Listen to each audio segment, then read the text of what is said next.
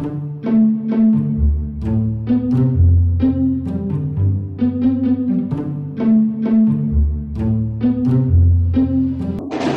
thank you very much for the invitation of the talk, and I'm really excited to come over here for the conference in Bielefeld, and it was really nice talk, like all the nice talks, and especially really inspired by many talks over here. So let me just start. Like we have a, I guess people learn about Lie n-groupoid. Is it big enough for people to see, or should I enlarge the letters? Should I make it bigger? Oh, it's okay. Well, people don't complain, I continue.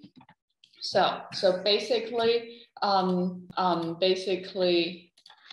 we were wondering about like for higher n-groupoids and whether you can differentiate and integrate. That's like a really old problem, right? And I guess for people over here. And as Pavel said, like these higher groupoids will be a setting or atlas for higher stacks, and these higher the algebra will be something like the tangent.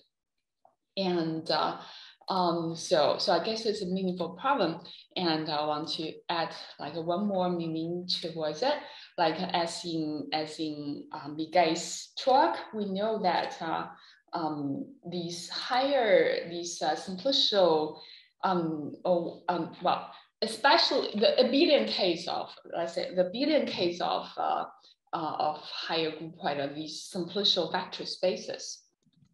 Sorry, can you repeat the black margins a bit, perhaps? This is really small on my screen. Like half of the screen is taken up by your margins somehow. Is this possible? Oh, so do other people also have the same problem? Is it bigger? Is it better now? I only need, then don't worry. I'm sorry. Like the whole point to give such a talk is because how about people, let's see, right, so the whole point to give such a talk is because I want to share with you simultaneously, so people who has the link, you can follow this this drawing, this whole thing by click on the link. When you click on the link, there will be something pop out, and you can see this thing. Even though like then you can go back and forth and see my talk. Like also for people present who are in Bielefeld now, you can click on this link, and so I hope that makes you better, like Christian. So probably you click on this link, you can see better. Thanks. So that will be like independent of this whole thing. Okay, so like a simplicial vector space is a sort of abelian case of these higher groupoids. It's just like in the these higher Lie algebra, it contains at least chain complex of vector spaces. So that's also like the abelian case of these higher algebra, and the differential and the integration of there is what we know as Dowcon correspondence. So this integration and the differentiation, you can view it as a non-commutative, about, let's say, non-abelian Dowcon. And of course, for these for these things, I'm not the first person who care about it. And in this higher setting, I won't say that. The non-OID versions, namely the infinity algebras and the infinity groupoid, it was taken care by Ezra and Andre. with a infinite dimensional setting, I guess Pavel shall also know about it, and it was using Sullivan's spatial realization, and I guess one of the people who sort of should present over here. Actually, I'm taking his position, time, and Chris and Rogers and Watson, so Chris and Jeffy, they have a really nice new integration using like a finite dimensional model, and you can learn about probably in another occasion that it's really nice. And another integration, of course, that's in the OID case, and it's locally taken care by Pavel and Sibran, I don't know his first name, and I hope Pavel is in the audience. There is quite a lot of things mentioning you. He's here, be careful. What? He's here, be careful. I will. Thank you. So then the differentiation part, that's something interesting. And well, first of all, let's be respectful to people outside of our circle. There is like a formal sort of a Lie differentiation by Jacob in this deformation context. And it works out in differential geometry setting even. And it's by used Newton, I think he is now a maître confrère somewhere in southern France. But the result is like abstract, as we learned in one of the chat like a few days ago too. And so I invited you over here in Göttingen. At least at that time he explained to us it's really nice construction. But like when we are so like make it concrete, and he can make it for n equal to 1. So which is something we know, right? Okay, great. So the next thing, well, probably much earlier than this. Pavel, so he was like he told me like his ideas inspired by Katsevich. Around the time that he has to suggest how you should do this in about differentiation. He's sketched the idea. So really wonderful idea, and it has a hope to really work out explicitly. So like I asked my student at that time to work on that, so he has some like explicit work written in his thesis, and but somehow the result is local, but not that. But that's not the most big problem. The big problem is that when I try, he graduated and he like and he went to finance in Beijing. Then when tried to present it, I found there is a big mistake. Well, it's first of all just a little hole, then a big hole in Lemma 834. So now in this talk, I want to tell you a good news. Despite that we found something exciting. We fixed the hole during Corona time, but nothing to do, right? So in this talk, I'm going to tell you like what is the hole and how we fix it. So it's like a first sort of talk. I actually will go into details of proof, but I found it quite exciting, and doing the proof, I actually realized something that I ignored for years, and some beauty that I ignored for years. So here is the sketch. So I'm going to tell you what first I need to tell you like the main character of this movie, right? So the algebraic, n-groupoids, right? And thanks to Miguel, so I think you guys probably already know some of it. So that I was still talking about will be quickly away. So then the next thing, next thing, let's see, this work? Oh no, it doesn't work.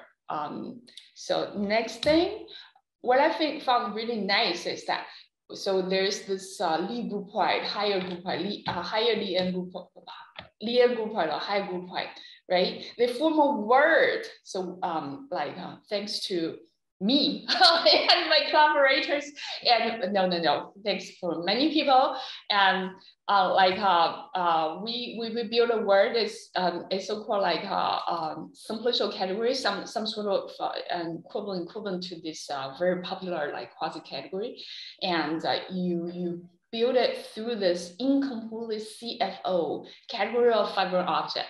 And that was work with Chris. And in this word, and what I really like is Pavel's idea. He actually suggests an infinite object in this word. So there's like a fact, when you use this thing, shoot to any object, you should get the infinitesimal object. So that's something like really powerful. Like what Christian said, like this tangent functor, right? So but now you do have a way to realize the tangent functor. You just use the thing and shoot to whatever you want. Okay, and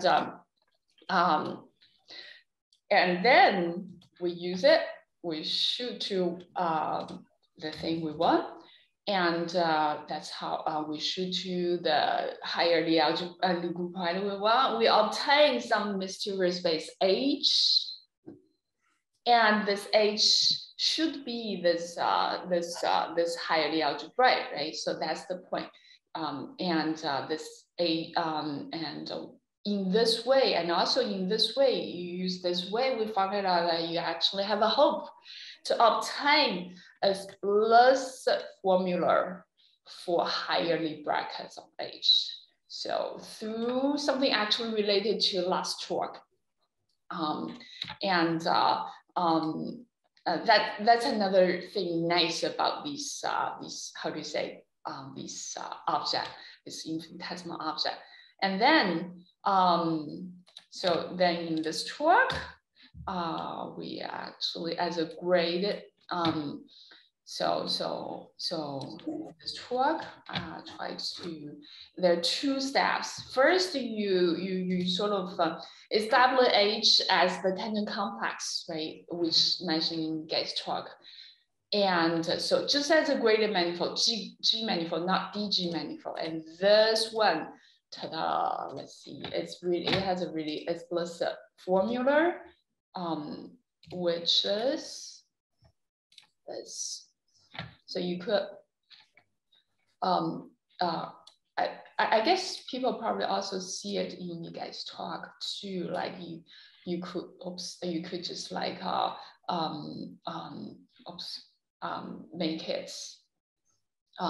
So these PKs, they are horn projections, which I will repeat a little bit, but you probably see in you guys' talk. And you take all the time the kernel of this horn and you shift. If you want, you shift.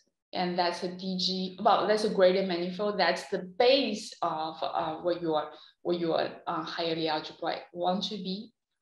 And it's just the tangent complex. It's very easy to see. It's the same thing as a tangent complex of, I can't see the right side of it. Okay, great. So that's because I try to make it bigger, but now I hope it's okay. And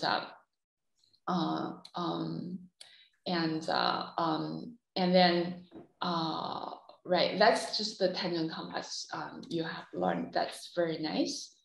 And this is the result. This is the result that where the hole, this lemma 8.34 happens. And so it was the hard part. And then the next thing we sort of try to, oops, not perfect. The next thing we try to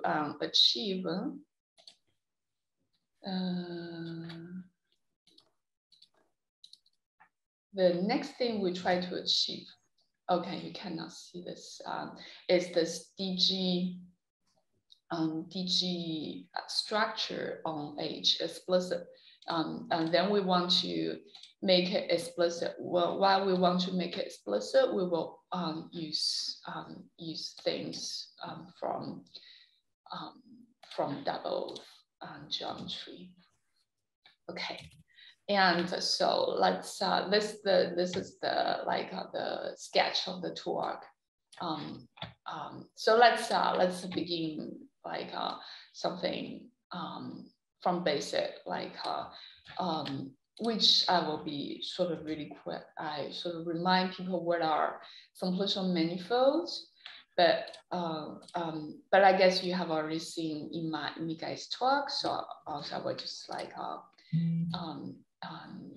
do quickly. At least I you know my notation. Simplicial manifold is an X, and the phase and maps and phase and degeneracies are D and S, and they satisfy these compatibility conditions, and then what is really important for this talk is that in addition to this simplicial manifold structure, you actually want to have condition. Once you have these condition, these projects, well, there is some some numbers theorem 3.2, 2.1. I sort of, well, there's some articles, so I cut it to the talk. And so you got these Horn projections, and these Horn projections need to be subject to submersion all the time, and the diffeomorphism when your L, when this XL, this guy is big enough, namely more than n plus bigger than n. So and when it's a group, it's a if it's a group, it's a point. And these horns are really horns. So these horns are just some sort of fiber products. So these are the, some sort of picture of the horns. So for example, when you talk about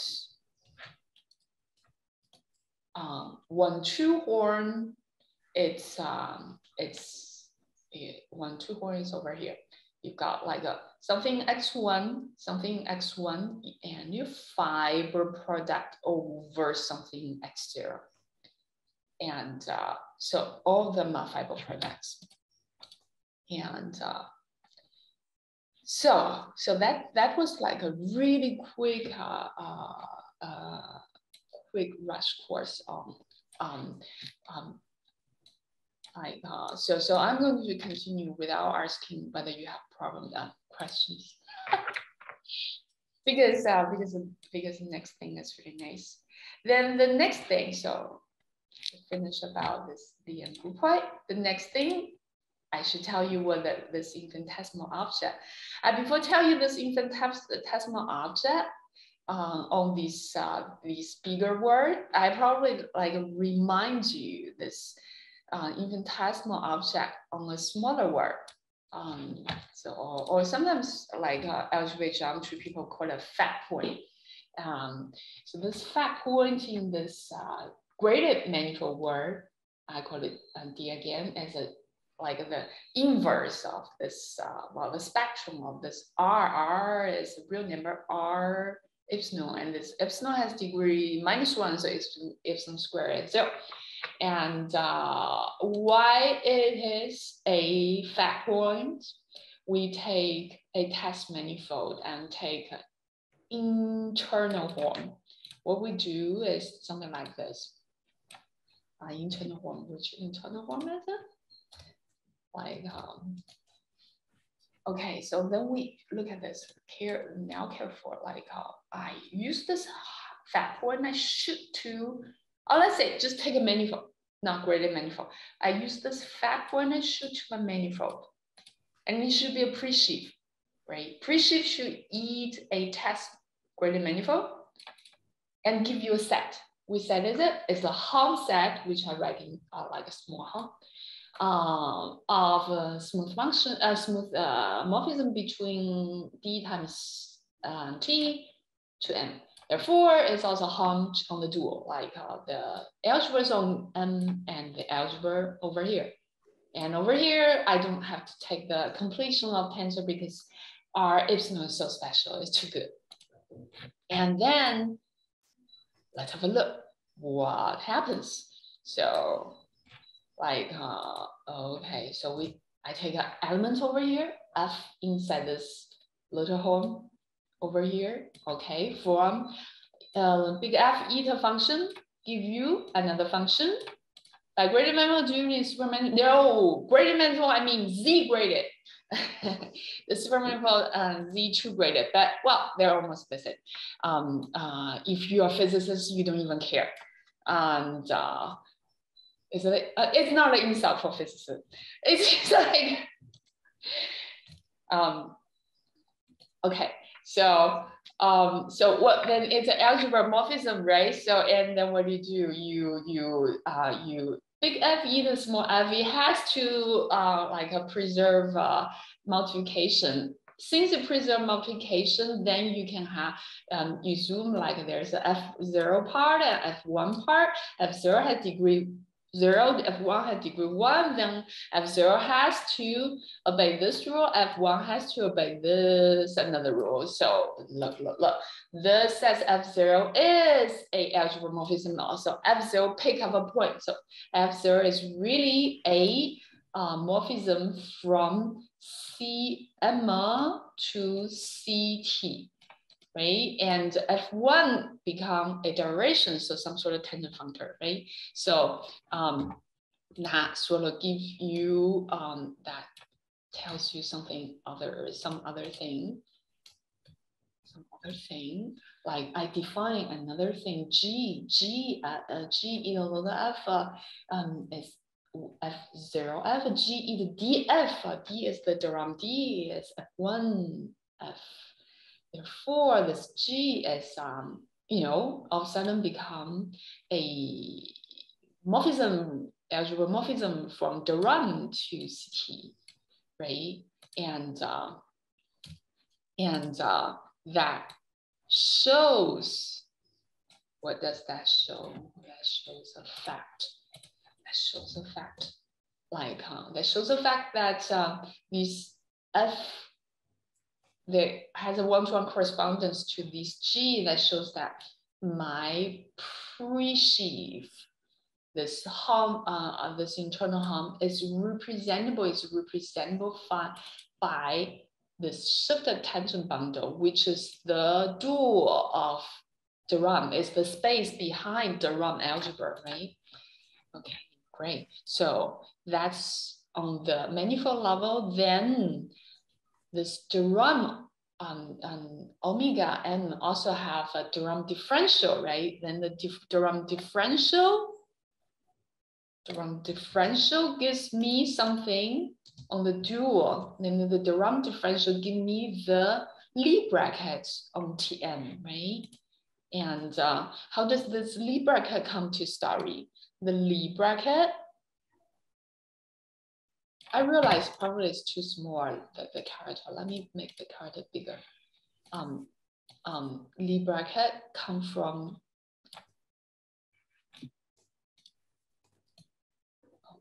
it didn't listen to me. The Lie bracket come from the following action, right? So which action is it?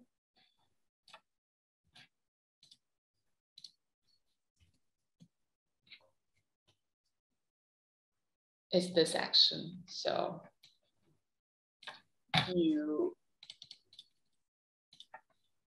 right, so you, let me explain this. So it seems like a D goes to D, D goes to M, you can compose them, then you get something from D to D fact. So from fact point to M, to M, right? That sounds reasonable. This is simply composition.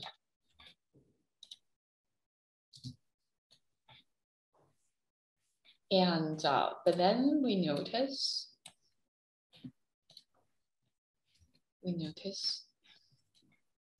we notice that this DD is actually R times D is a group object in the graded word. So if it's a group object over there, so this one actually become an action, right? So of a group object on this thing, and this action has an infinitesimal action, which this action give me an infinitesimal action, and this infinitesimal action, gives me a differential D. And this differential D is exactly the theorem. And further give me the Lie bracket. And now what we're going to do is something really similar. We're just going to do it like we're going to replace M to be this this higher, right, Lie n-groupoid. And then we need to find a suitable replacement for D, suitable fact point over there in this new word.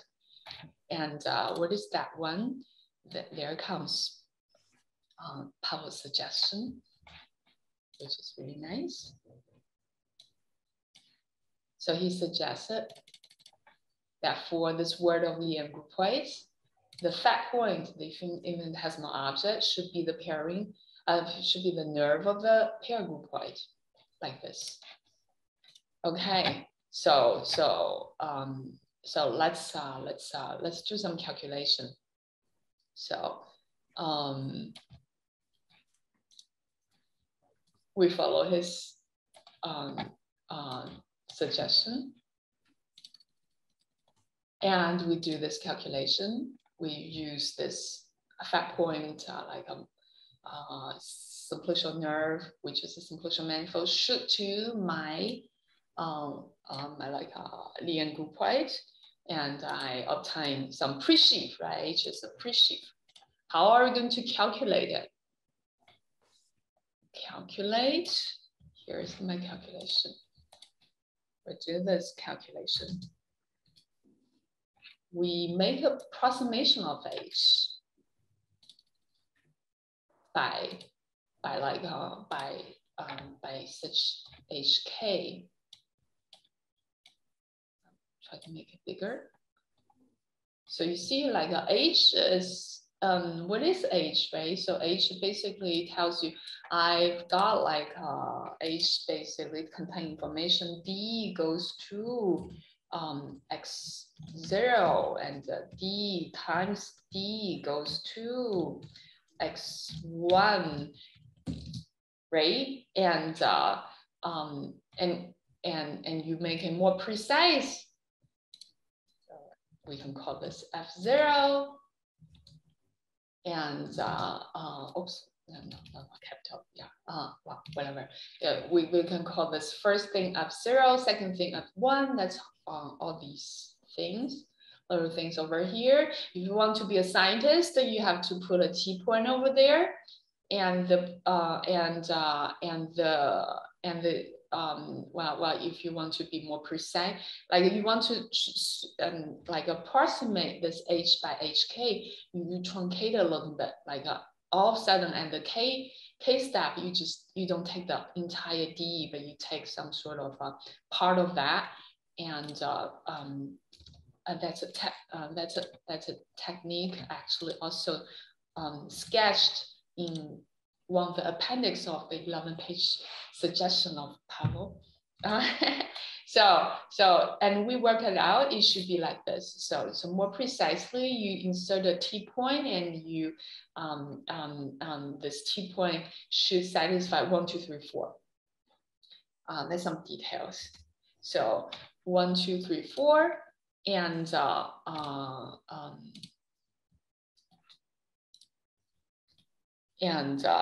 then this mysterious thing guy over here is just very easy. It's just part of this this pair thing. Well, it's basically because you see it's very easy, right? When you take care of when you sort of take care of pair groupoid multiplication, d times d goes to pair groupoid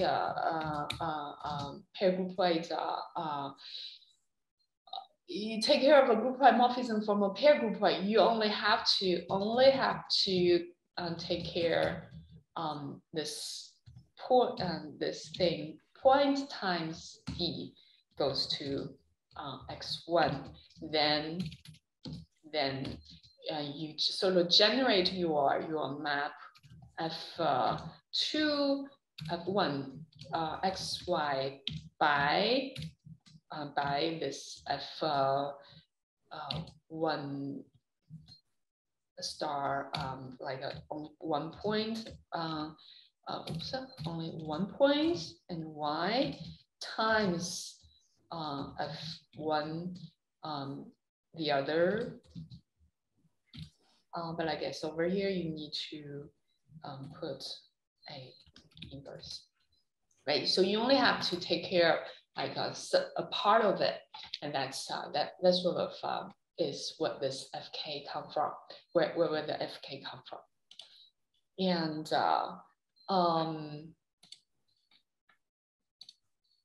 and then we have these we have these things, and then we notice several facts.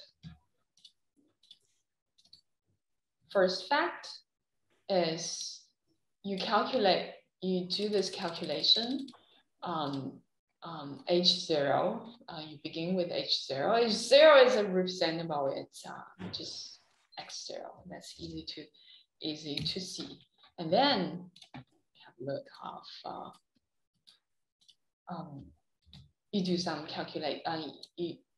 you do some calculation, and you really and you found out actually, yes, your HK does approximate, like calculate your H, like the limit really goes to the good place. And then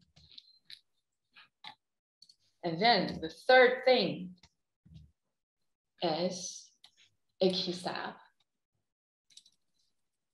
Namely, you have to see like this HK is bunch of these horn projection, kernel horn projection, which is, you know, what we wanted to show, right? So over here, that was our explicit result. You want to show that that my oh no, there's a bug. I'm sorry. And there is something. And it, well, my main theorem goes away by technical problem. Anyway, so that was the part of the graded, that's the graded manifold that the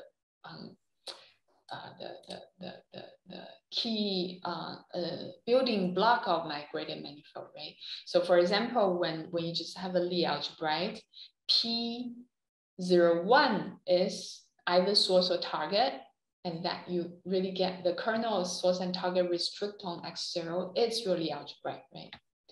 So so for higher cases, you need this higher thing. Okay, so and that was the key step. How are we going to attack the key step?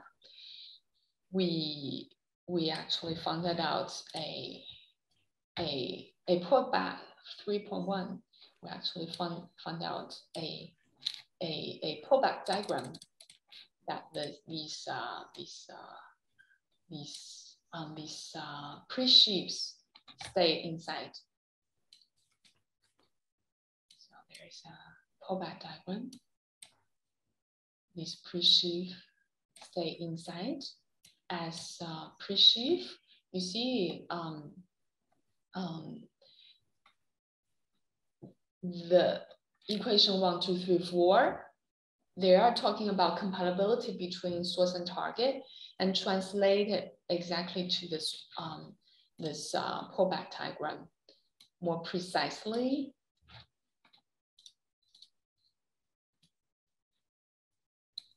You find it out. You find it out first, like all these F, all these F. They're just encoded, like they are totally encoded by the last one, FK over here. So you can forget, F stand for forget. You can forget like everything, previous everything. You just shoot to things over here, which is going to be some multiple tangent bundle.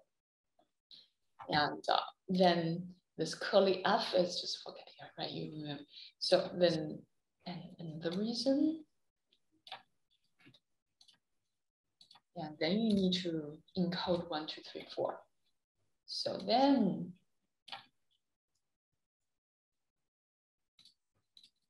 you find it out that FK generates something inside HK, which come from downstairs over here, if and only if something easier than 1, 2, 3, 4 happens. Something easier is this thing, is this SIK and DJK. You only have like to take care of the last step, like between FK and FK minus 1 inside HK, inside HK minus 1. So then this thing peels down to a combinatorial problem. And now I'm ready to tell you the subtlety, which of course is not my I'm usually not very good in subtlety, but here I have to deal with subtlety here. So for Du's theorem, he needs 2 lemmas. One lemma deal with one of them. And this lemma 8.35 says that DJK is implied by SIK. So this S equation implies D equation plus extra information from this kernel, which is what we want, right? So very nice. And then he's the next lemma, he says lemma, he says like SIK does not give new information, which is right, but the problem is that you do not you don't like only show it does not give new information. You want to show it actually has solution. You need to show like a SK the one. Okay, I explain over here. But the thing is that, so that here is the key thing where bothers us for so long time. So, but one need to fix, one need to prove that for fixed thing downstairs, here, you do have FK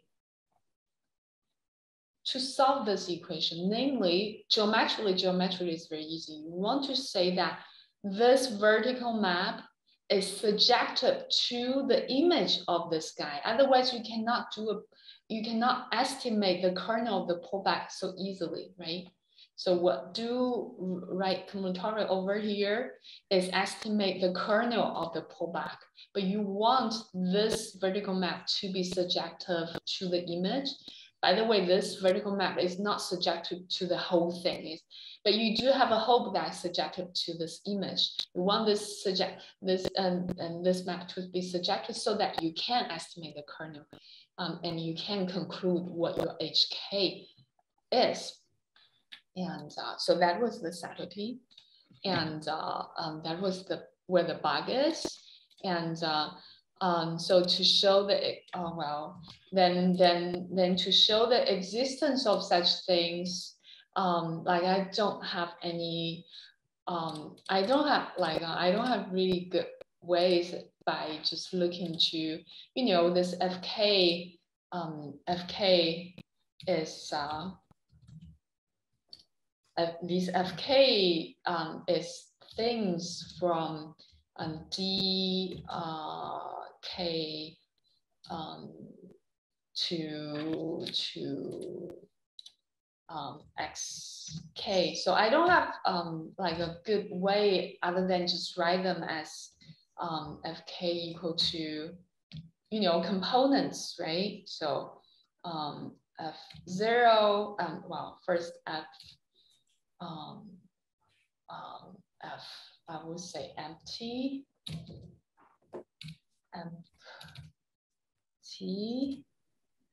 plus f1 times epsilon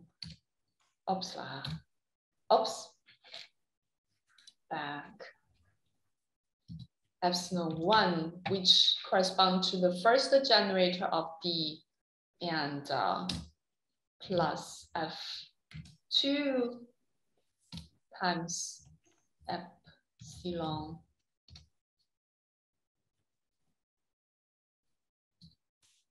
2, and so on. And just do a honest thing and plug in the equation and try to solve these linear equations. And then resume that we passed linear algebra 1 and we can do this, right? But then it turns out, so there's another gentleman came over and told me that there are too many such equations when I try to fix this. And every time I think I fix it, and he found something else. And then indeed, there are just well, when you just look at when k equal to 1, you just got like 2 equations for each s. That's still okay. So this for each si, little I, and when you have like for when you have what is this? When you have 4, you have like many s already, and when you have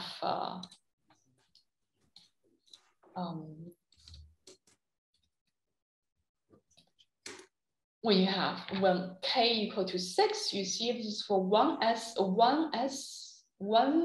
degeneracy. You have a page of things, and he runs his program until k equal to 9, and then you need like 4 pages to write down just for one s, and the whole thing contains like 155 pages, and clearly it like so that was 2017 or what, and then every once for a while I try to like find some, you know, ways to solve these equations and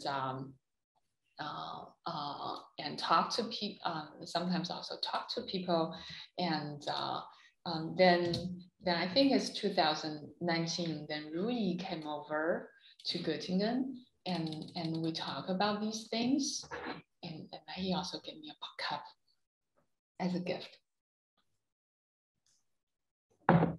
And he sort of he has a trick in his work to use SN symmetry to break down some complexity, and he borrowed and we thought we proved it, but he laughed, and when I tried to solve it, and I found it when I tried to write it down, I found that this symmetry, well, didn't work, except for it works for n equal to 1. And so that was, then I tried other things to make it work, and it didn't work. And then there's another gentleman come over to Göttingen as a postdoc, Leonid, and Leonid told me that he really like things like related to computer. Then I said, okay, why don't you have a look at such thing? And that was, and he had a look, and he made the inductive proof. And over the weekend, I found the proof is correct. it takes like 4 or 3 pages to write down the long inductive proof, but we can say safely there is solution for such as IK. So that's nice. And that was but then we were trying to, you know, polish the proof, and you see, we only find something which saying that it exists, this thing, right? We don't know whether this FK is additionally make the whole satisfy algebraic is an algebraic morphism, right? So we need to polish it to a geometric proof and according to the geometric property. And when we're just doing it, and then we were like, then that was chatting with Madeline. I was asking, oh, can this be surjective? And she said, oh, of course. It was my theorem 2.10.c in this article. And I looked into the article, oh my God, that solved our problem. So,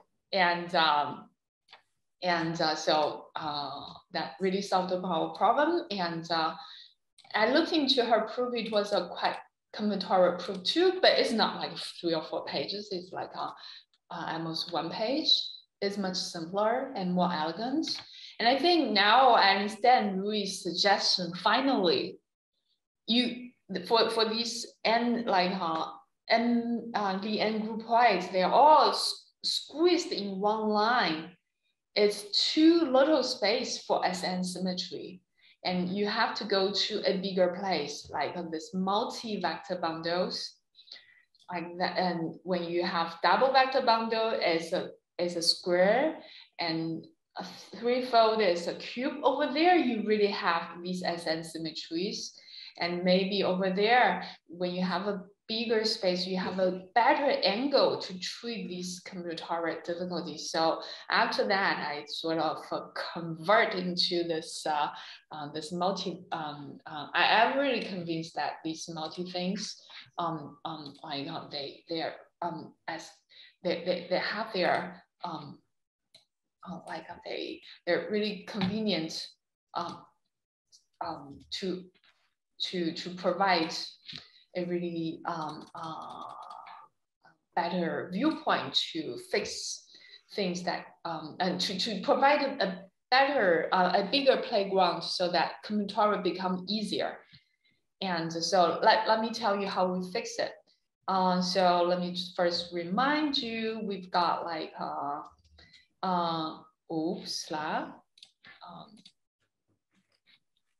we've got some diagram, which you cannot see anymore, which is this diagram. Yeah, I record you there's this diagram. And the problem is that this map is not surjective. I rewrite this diagram. Over here in a more representable way.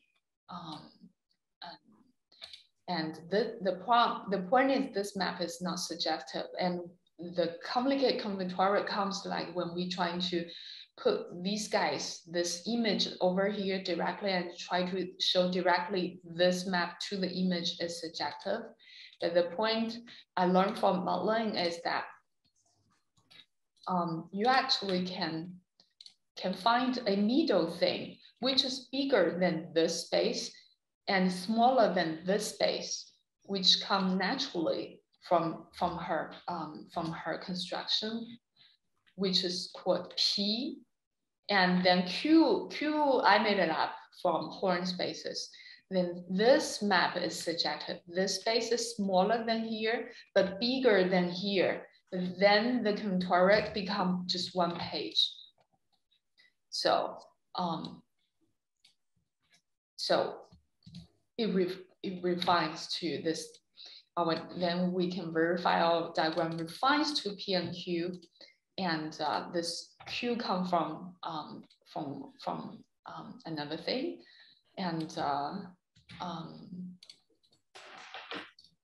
and then surjectivity to P, thanks to Matlin and Malthus theorem, and surjectivity to Q thanks to Kant condition, which I'm familiar with. And altogether, you have subjectivity. Then you see the actual information from our reduced lemma is this much. So you run an induction, and you run an induction, and you get you get what you want. So that's the end of this part. I have like until when the point, when the time, and like 3 minutes. Yeah, like 5 minutes. 5 minutes. Okay. Then in this following 5 minutes, I'm going to try to tell you that like this the n-groupoid, then we leave brackets on this H. So we finally went through this mounting, and want to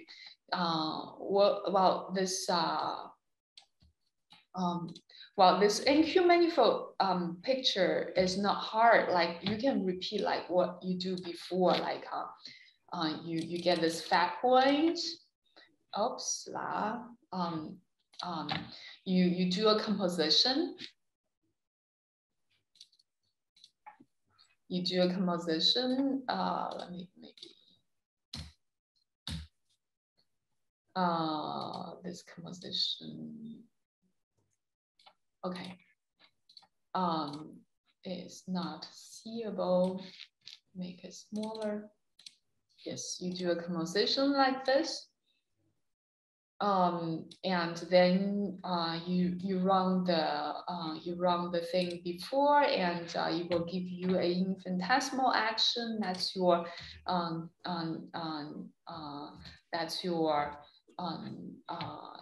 differentiation, and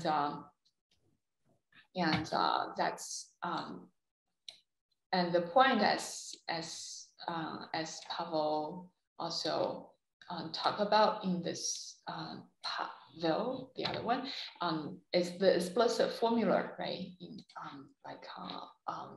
how are you going to get in explicit formula? Well, we try to think how we get the explicit formula on Lie algebra, right? That one is like we embed our kernel of source or target of this Horn projection into this this T1, and then the T1 has a Lie bracket, right? And then we just get our induced Lie bracket. Let's try to do something similar, and we found it out. You had to have a really natural embedding. It's this thing. It's this forgetful map, right? This forgetful map actually gives you a really natural embedding. It says your H, this guy, this higher this direct sum of kernels goes to this multiple tangent bundle. This one is a digimanifold embedding, and therefore, if we can make two things explicit, then we're done. First is the higher bracket on this multiple tangent bundle. The other is this forgetful map, right? And so therefore, as before,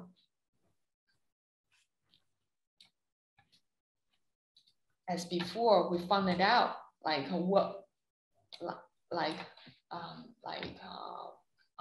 what happens in the Lie algebraic case is that what now replaces T1 is this multiple tangent bundle of Tx, right?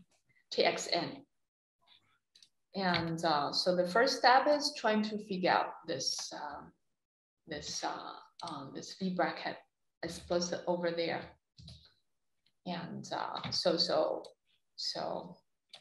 how are we going to do it? oops lah. So we look at this multiple tangent bundle also using this point of view.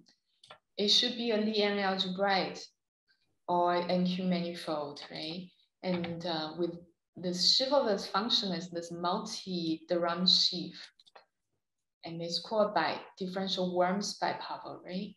And also, if you the non-sheaf way to describe it, it was explained in the last talk by Eka when n equal to 2, right? And so you will have locally. So this is this differential worm, or this multiple Durand sheaf is locally generated by these guys, right? So F, dF, and this dd thing correspond to the last talk is this one jet. Of course, we have more jets because it's, n is bigger than 2. And then, well, thanks to sheaf, you only have to have local descriptions. It's also graded simply by you know, the number of the degree of the jets, and you have to satisfy the following relation. So you have to satisfy this relation. So different D's, they're related by this formula, and this is a sign. This guy's a sign, for example. Hey, Chang, I think we're running out of time. Oh yeah, okay. So let me just conclude. We do have some really explicit calculation, which we on the Lie 2 part, which was the question asked at Eckhart, like what's the Lie bracket on Lie 2 bracket over there, and I have a guess it should be this, which I almost photocopied from Matlin's paper, but really notice this lambda has to be torsion free. But then you would have these brackets, and we haven't proved.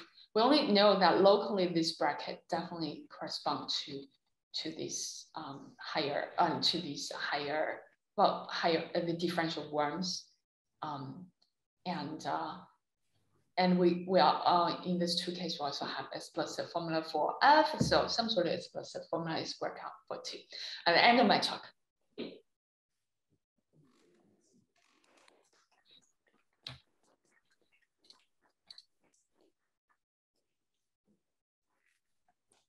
Any short question? Camille? Is it easier if it is a strictly n-groupoids? Oh, it's much easier, right? Exactly. If you want to do like a strict ones, you just differentiate level-wise. And on the other hand, this method, this complicated method still works. So I think it's already verified by Zhu, like you use this method, use this fat point, and of course you can just differentiate level-wise for the strict ones, but if you use this the more sophisticated method, it gives you the same thing. So at least that's an example.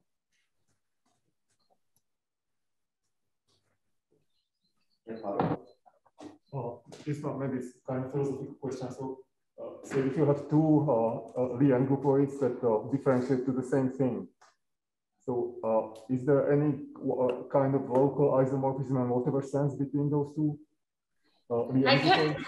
Is it what? Is it what? I can't hear very well. Oh, you couldn't hear me. So I'm just asking, so how much of the structure is remembered by differentiation?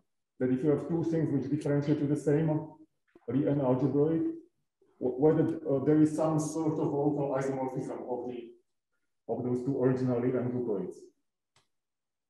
Right. They should be local. They should be locally agree. They should be like in the neighborhoods of identity. They should be the same.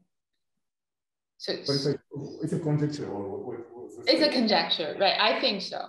I think this D only sees the neighborhood of identity, like before. Why do you doubt that? Is there a reason you asked this? Yeah, it's an interesting question. I'm not sure whether it's true. You are not so sure. So why are you not so sure? No. It's the point. The thing. I thought I'm discovering something. It's the reason why Pavel asked this question. No. We can talk afterwards. Are other people not curious about this?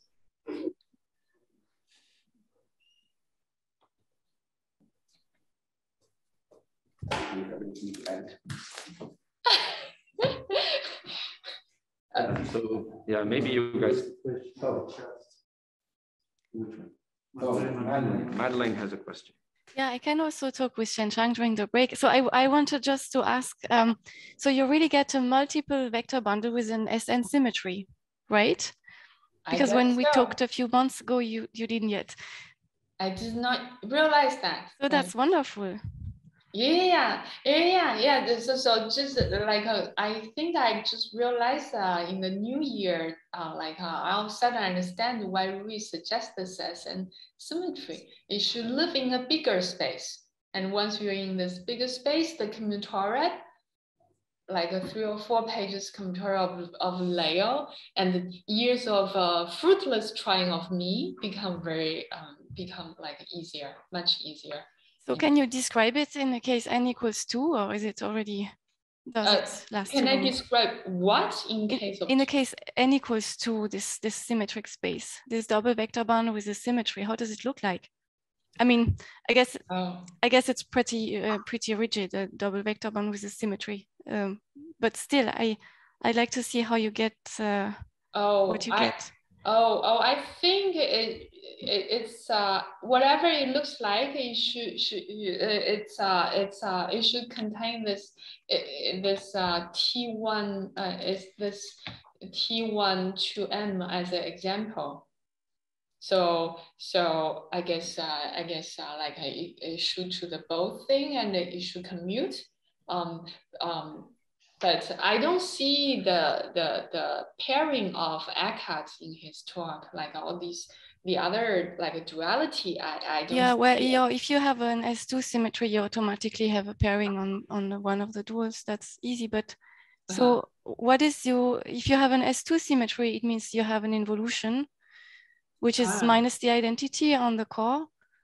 What is this involution here? I mean, it should be very natural in that case. I would guess it's this guy, but I'm not so sure. It's all the time I'm guessing, and also this formula I guessed by looking to your article, and it works. Well, it's a much pair of representations up to homotopy, but it's a very special case of Lie algebraids actually. So it could you should have something more general I think asking lambda to be torsion free, it only works when lambda is torsion free, thanks Leo. And but I think that's because you know, Marius knows, right? These representation after the homotopy, lambda base is torsion free. It should come from here. So how can it be torsion free? We just say you take a torsion free connection, and there will be some Lie bracket looking like this, higher Lie bracket looking like this, and it's really satisfy all these identities, and it's really all infinity bracket. And I think it's not a coincidence these bracket exist. These bracket exist because there is this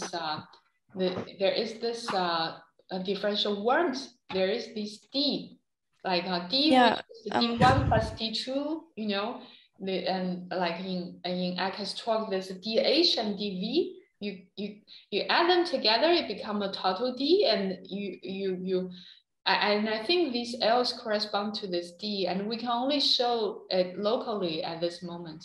I think you should have a formula for not torsion-free, because this is a very special case of Lie-2 algebroid where you have two transversely one subalgebroids, like a courant algebroid which has two transverse Dirac structures.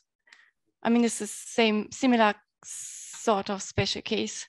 Ladling is the expert. I refer to such questions. We should talk about that. We should definitely. Okay, so we are, running a bit late here, so maybe you can catch up with Chen later. Oh, yeah. But they cannot hear us anyway. We can stay here all. Yeah. Okay. Well, shut us down. No, I think they can still hear you, Chen. Okay. Let's thank Chen again. Thank you for the chat. Thank you for the chance to give the talk. Thank you very much. Thank you. Thank you.